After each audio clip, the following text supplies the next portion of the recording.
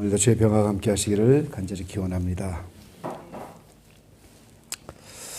이 한 주간 제가 이렇게 추운 날씨 가운데서 2주간 기적의 방에 설교 담당이라 계속 했는데요. 계속 집에서 했습니다.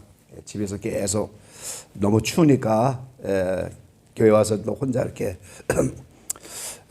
연료 사용하기도 좀 그렇고 전기세도 그렇고 이제 너무 추우니까 집에서 2주간 했는데 이런저런 일을 만나고 이제 추워지고 이러면서 이번 주간에 쭉 생각되는 게 어떤 환경에서든지 평정심을 잃지 않는 게 제일 필요하다, 이런 것이 이제 제 마음의 교훈이 됐어요.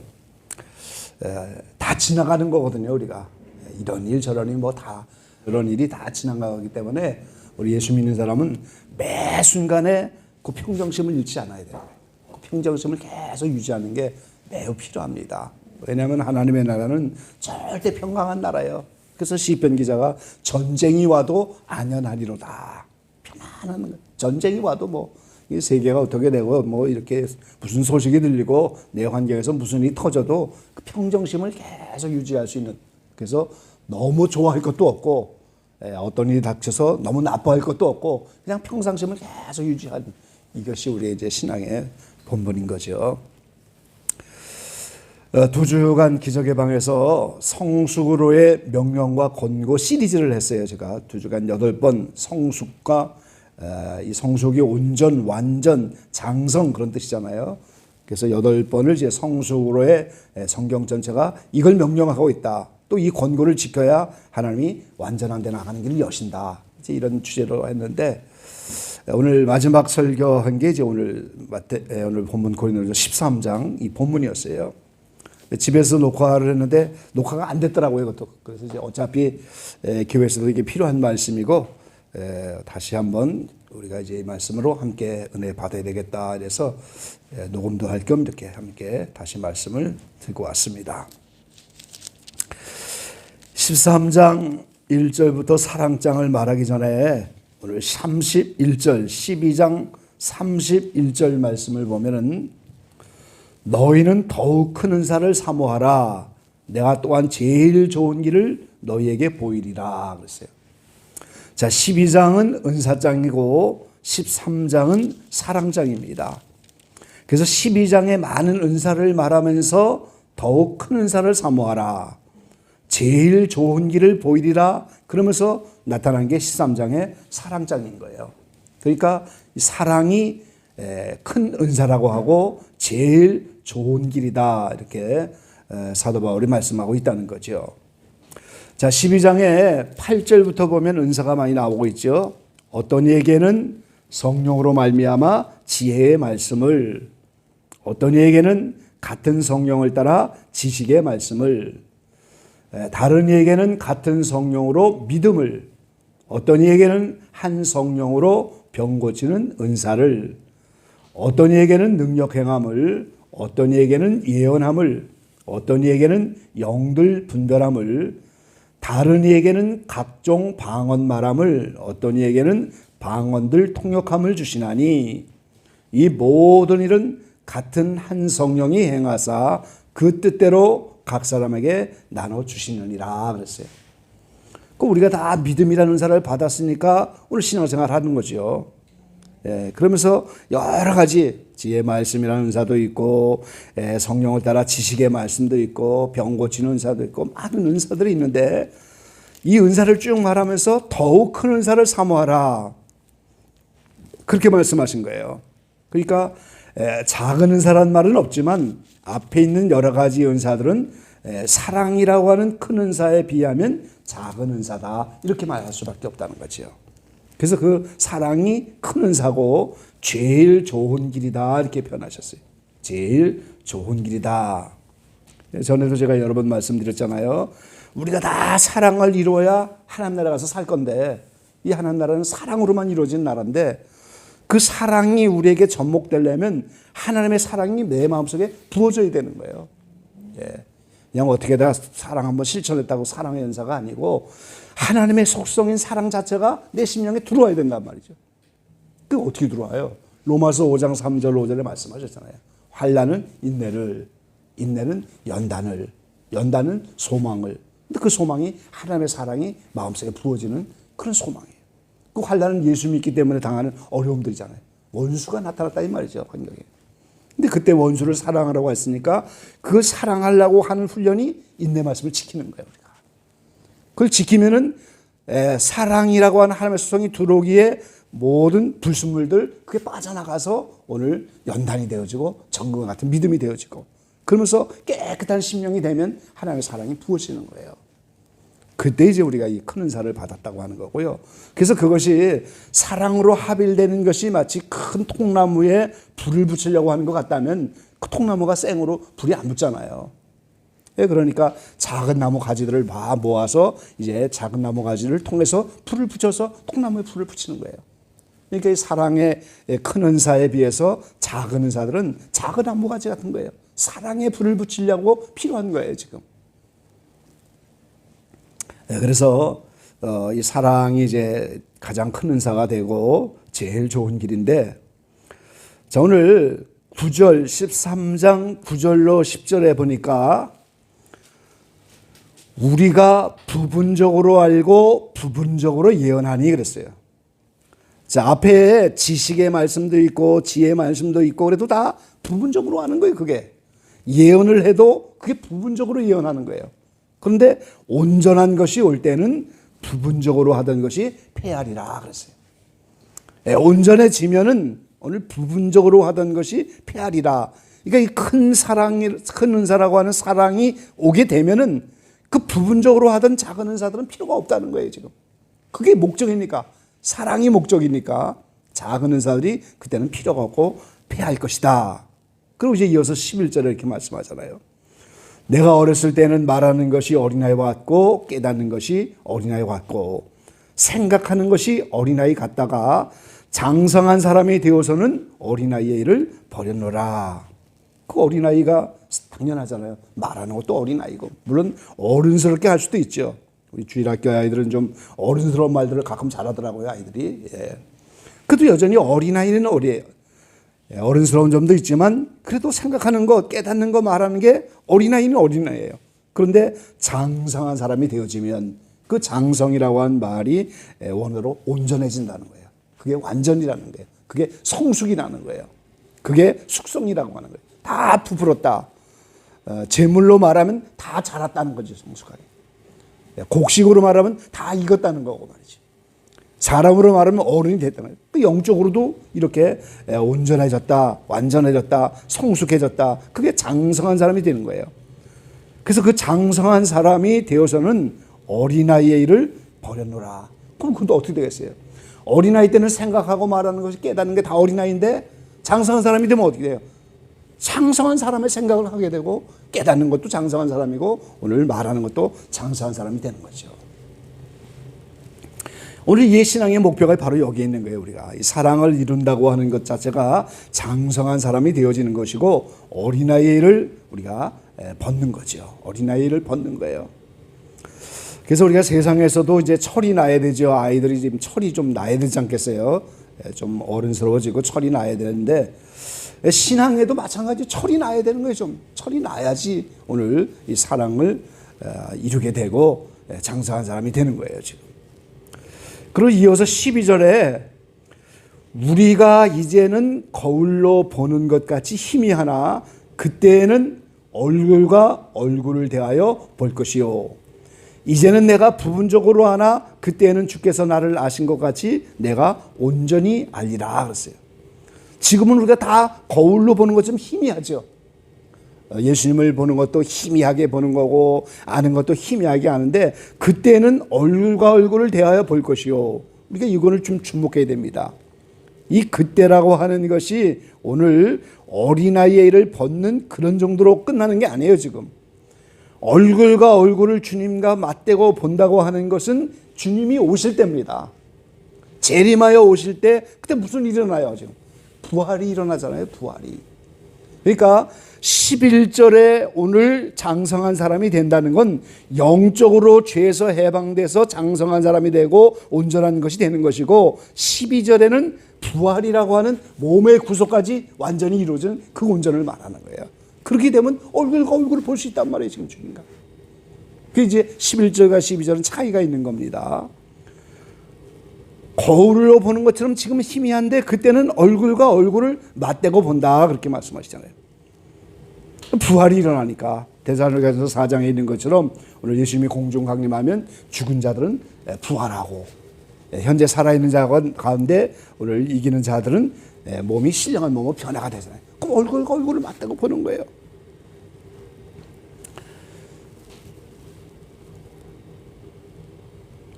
그게 11절까지는 영적인 온전을 말하고 12절에는 몸의 구속인 부활이라고 하는 온전을 말하는 거예요.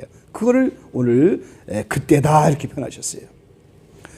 자, 우리 빌립보서 3장 말씀 보겠습니다.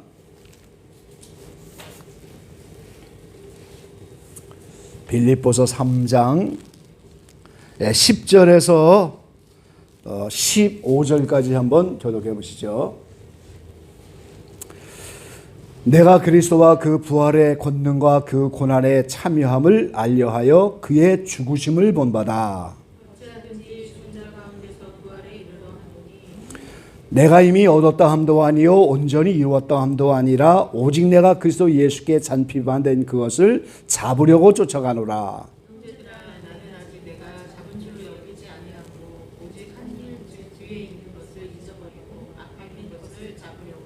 표대를 향하여 그리스도 예수 안에서 하나님이 위에서 부르신 부름의 상을 위하여 쫓아가노라.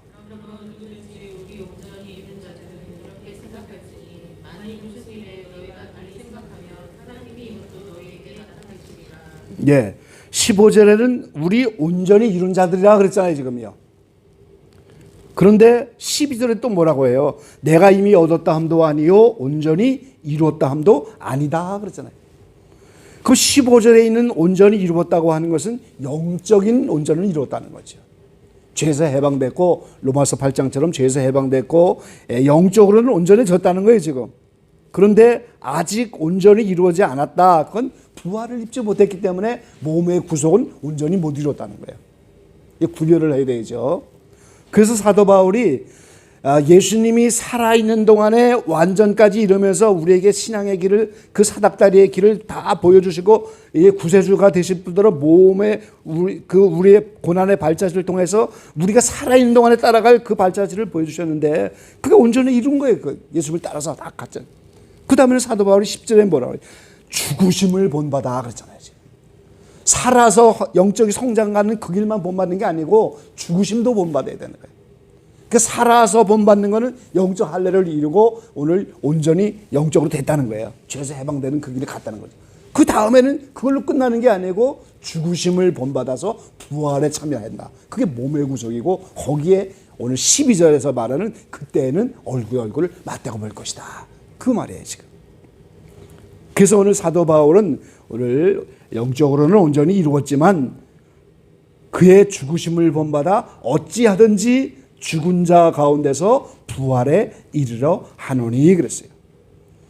이미 얻었다 함도 아니고 온전히 이루었다 함도 아니라 오직 내가 그리스도 예수께 잡힌 바 된 그것을 잡으려고 쫓아가노라.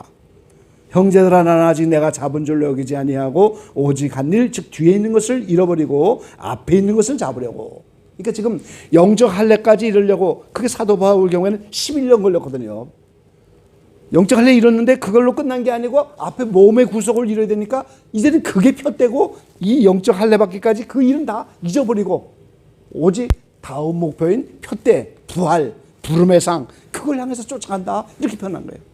그러니까 오늘 우리의 첫째 목적이 영적으로 죄에서 해방되는 영적인 온전함인데 그 다음엔 몸의 구속인 이 온전함을 이루는 그것이 다음 목표가 되는 거예요. 근데 예수님이 오시면 이제 그 일이 이루어져서 얼굴을 맞대고 그때는 주님이 나를 아는 것처럼 나도 주님을 온전히 안다고 얼굴을 맞대보고 그럼 어떻게 알겠어요?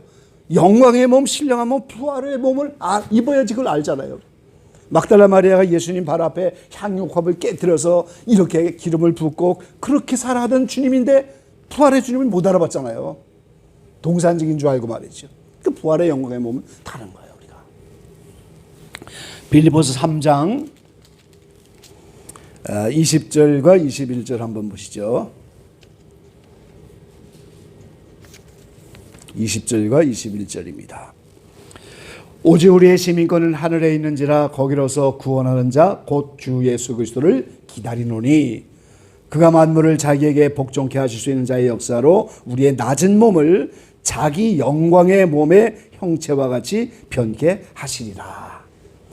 현재 내가 육체의 이 몸은 낮은 몸이에요. 지금 이건 흙으로 만들어서 죽을 수밖에 없는 그런 몸이고 낮은 몸인데 예수님이 오시면 그때 영광의 몸으로 받는, 신령한 몸으로.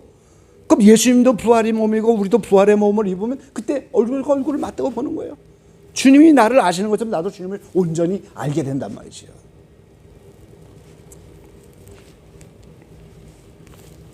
그래서 오늘 12절에 있는 그때라고 하는 개념이 오늘 우리가 잘 이해를 해야 됩니다. 12절에 있는 그때는 바로 부활의 때를 말하고 우리가 몸의 구속을 이룬 그때를 말하는 거예요. 그런즉 믿음, 소망, 사랑 이 세 가지는 항상 있을 것인데 그 중에 제일은 사랑이라. 이렇게 오늘 계속해서 우리가 영적인 할례를 받고 온전해지는 것도 이제 우리가 가장 큰 은사, 제일 좋은 길인데 여기에도 믿음, 소망, 사랑이 오늘 제일 사랑이고 그 다음에 또 이루어지는 몸의 구속, 거기까지도 계속해서 믿음, 소망, 사랑이 필요한 거라는 거죠. 이 세 가지가 계속 필요한 거예요. 이스라엘 선교 여정을 이제 6번째 제가 다녀왔는데 그중 2번 정도 했던 것 같아요. 그 이제 총무 목사님이 미션을 만들어 갖고 사랑장을 다 외워야 식사를 준, 여러분도 얘기 들으셨잖아요. 근데 이제 나이 드신 분들 많고 그런데 결국 이거 다 외우더라고요. 비행기 안에서 뭐 이렇게 잠깐 저기 할 때 여행 중에 뭐 이렇게 계속 가서 이거 다 외워갖고 결국은 다 외우시더라고요. 그러니까 이 사랑장이 이제 뭐 귀한 말씀이고 우리가 다 이 안에서 어린아이였다가 장사한 사람이 되고 이 사랑을 이루어야 된단 말이죠. 지금 이루어야 되기 때문에 이게 중요한 말씀이니까 그 미션을 우리가 했던 거거든요. 제가 40년 전에 신학교 다니던 시절에 교수 목사님이 가마 타고 시집가는 이야기를 하셨는데 우리가 옛날에는 결혼할 때 이 가마를 가마꾼 넷이서 들고 시집을 가잖아요. 이제 가마에 타고. 근데 그 가마가 믿음이라는 거예요. 우리가 천국까지 이제 가마 타고 가는데 믿음이라는 가마를 타고 간다는 거예요. 그런데 4명의 가마꾼이 그걸 드는 거 그게 소망이라는 거예요. 가마만 있는다고 가는 게 아니잖아요. 소망이라고 하는 믿음의 가마꾼이 있어야 그 소망을 들고 간단 말이죠. 근데 믿음, 소망으로 가마와 가마꾼이 있어서 가는데 그 안에 내용물이 있어야죠. 신부가 있어야 되잖아요. 그게 사랑이라는 거예요. 이게 결국은 사랑을 만들어서 그 사랑이 가마 타고 가는 신부의 자격인데 소망이라고 하는 가마꾼도 있어야 되고 가마라고 하는 틀이 곧 믿음도 있어요. 그래서 믿음, 소망, 사랑이 다 필요하다. 그 40년 전에 들은 이야기인데 그 평생 동안 기억이 나야죠. 그러니까 우리가 천국 갈 때 가마 타고 가는 거예요. 우리가. 근데 사랑이 이루어져야 그게 신부가 되는 거고 믿음이라고 하는 가마 속에 오늘 소망이라고 하는 가마꾼들이 앞뒤에서 밀고 그러면서 가는 거예요. 우리가. 이것이 영원한 천국에 가기까지 계속 필요한 거죠. 그래서 지금은 희미한데 그때는 이제 온전히 알게 되고 부활하의 주님을 만나서 신령한 몸으로 어린아이를 다 벗어버리고 이제 다 온전히 아는 거예요. 그래서 오늘 우리가 살아있는 동안에 제일 좋은 길을 따라가고 가장 큰 은사를 이제 받기 힘써야 되는데 그 실제적인 내용이 오늘 3절부터 있는 거예요. 지금. 그럼 기독교에서 말하는 사랑이 뭐냐? 하나님의 사랑이 부어지는 그 사랑이 부어지는 그때 그게 어떤 일이 있는 거냐? 우리가 무슨 사랑을 소망하면서 가느냐? 그게 3절부터 구체적으로 있잖아요. 지금. 뭐 1절, 2절부터도 다 이제 그 사랑에 대한 말씀인데 내게 있는 모든 것으로 구제하고 내 몸을 불사르게 내어 줄지라도 사랑이 없으면 내게 아무 유익이 없다 그랬어요. 예언하는 능도 있고 모든 비밀과 모든 지식을 알고 산을 넘길 만한 모든 믿음이 있을지라도 사랑이 없으면 아무것도 아니다 그랬어요. 그러니까 예언이라고 하는 작은 은사도 있고 믿음도 있고 비밀도 알고 지식도 많고 산을 넘길 만한 믿음이 있어도 사랑이 없으면 그 나머지 작은 사람 아무것도 아니고 몸을 불사르게 내어주는 건 순교잖아요. 지금 내가 모든 것을 구제하는 거 얼마나 귀한 일이에요. 근데 그 사랑이 없으면 아무 유익이 없다. 상급이 안 된다는 거예요. 사랑으로 행하지 않은 건 아무 상급이 없다는 거예요, 우리가. 그래서 우리가 이런 내용을 알고 보면 사랑이 없으면 행하는 것 가운데 상급이 뭐가 있겠어요, 우리가. 근데 그 기독교적인 사랑이 이제 4절부터 말씀하는 거잖아요. 사랑은 오래 참고, 이렇게. 오래 참고. 사랑은 온유하며, 이 온유하다고 하는 말은 오늘 예수님이 나는 마음이 온유하고 겸손하다 그렇게 말씀하셨는데 우리 인생에게 눈높이를 낮춰주신다는 거예요. 지금 하늘 보좌의 사랑으로 계시면 누가 그 앞에 나올 수가 있겠어요. 그분이 겸손하게 육신의 몸을 입고 눈높이를 낮춰서 죄인이 다가오도록, 그러니까 나보다 약한 자의 눈높이에 맞춰서 내게 다가오도록 배려하는 게 온유한 거예요. 그게 온유한 겁니다. 근데 거기는 겸손이 따라가야 되는 거예요. 겸손 없이는 온유할 수가 없고 온유함 속에는 겸손이 반드시 따라붙는 거예요. 이게 온유입니다, 여러분. 그냥 뭐 사람이 나이스하고 친절하고 이런 게 온유가 아닌 거예요.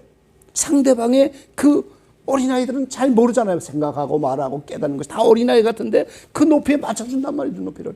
그래 내게 오는 거죠. 그게 온유한 거예요. 이 사랑은 온유한 거예요. 그래서 될 수 있다면 그 상대방의 입장을 이해해주고, 그래서 이해가 사랑의 별명이잖아요. 투기하는 자, 시기하는 거죠. 투기하는 자가 되지 않고 자랑도 아니하고 교만하지 아니하며 무례히 행치 아니하며 자기의 유익을 구취하냐며. 우리 무례히도 많이 하잖아요. 무례히. 뭐 자녀니까 무례하기도 하고 자기보다 낮은 자고 없는 자니까 무례히하고 얼마나 무례히 행할 때도 많이 있어요, 사실은. 자기의 유익을 굳지 않는다. 이것도 어디 쉬운 일이 아니죠. 다 자기의 유익을 위해서 살아가는 세상인데 성내지 아니하고 악한 것을 생각지 아니하며. 그 생각하는 것 자체가 이미 살인한 거고 말이죠. 이미 간음한 거고 생각하는 게 이미 도적질한 거고. 그러니까 악한 것이라고 하는 그 씨앗 자체를 생각도 안 하는 거예요. 번개처럼 스치지도 않는 거예요. 불의를 기뻐하지 아니하며 진리와 함께 기뻐하고 모든 것을 참으며 모든 것을 믿으며 모든 것을 바라며 모든 것을 견디느니라. 이게 사랑의 정인 거예요, 여러분. 이렇게 행하지 않으면 아무 유익이 없고 순교해도 소용이 없고 이렇게 하지 않으면 아무것도 아닌 거예요, 지금. 이 사랑이 돼야 제일 좋은 길, 가장 큰 은사를 받아서 부분적으로 알고 부분적으로 하던 것이 이제는 다 장성한 사람이 되어서 새롭게 된다는 거예요. 그게 오늘 영적으로 온전해지는 거예요. 그러면 예수님 부활하시고 부활의 몸으로 오실 때 우리도 육적으로도 부활을 입어서 그때 완전히 얼굴과 얼굴을 맞대면서 이제 주님이 나를 알고 내가 주님을 알고. 그래서 요한사도는 요한계시록을 마치면서 아멘 주 예수여 오시옵소서 그렇게 표현하셨죠. 자, 우리 아가서 8장 마지막 절 말씀 한번 보겠습니다.